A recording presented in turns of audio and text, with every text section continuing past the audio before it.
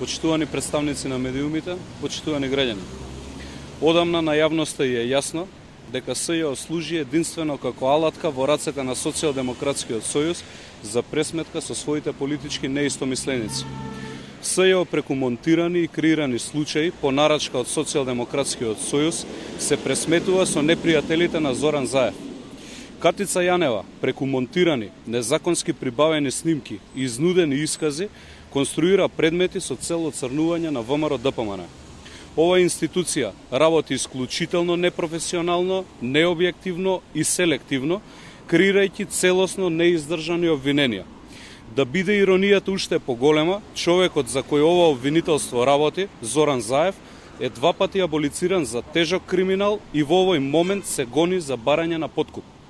Општинскиот комитет на Социјалдемократскиот сојуз, наречен СЈО, креираше и монтираше случаи, но тоа време заврши. Мандатот за отварање и спроведување на истраги заврши. На 30 јуни истече рокот од 18 месеци кој партиското обвинителство на Социјалдемократскиот сојуз го имаше за да состави обвиненија за индициите и сите предмети за кои Катица Јанева сметаше дека има основа да се процесуираат. Се што ќе се презема натаму како предистражно или истражно дејствие е криминал. Класична злоупотреба на службената положба од политички причини и излегување од законски дадениот мандат. За ваквата злоупотреба се одговара.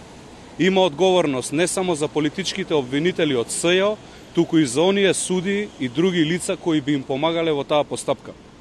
СЈО имаше шанса да го расчисти скандалот со прислушкувањето и да се избори за кредибилитет. Наместо тоа, Катица Јанева реши да ги помилува Заев, Верушевски и останатите обвинети во пуч, кои незаконски следеа, снима, монтира, емитува и препродаваа приватни разговори. Легитимитетот на СЈО да отвара нови постапки одамна заврши.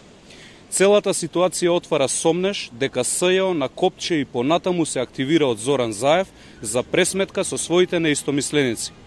Зоран Заев нема вечно да биде на власт и нема вечно да го штити криминалот. Правната држава ќе се врати кога Социјалдемократскиот сојуз ќе падне од власт. Потоа, согласно закон, секој ќе си одговара за несоодветното, нелегалното и непрофесионалното работење. Ви благодарам.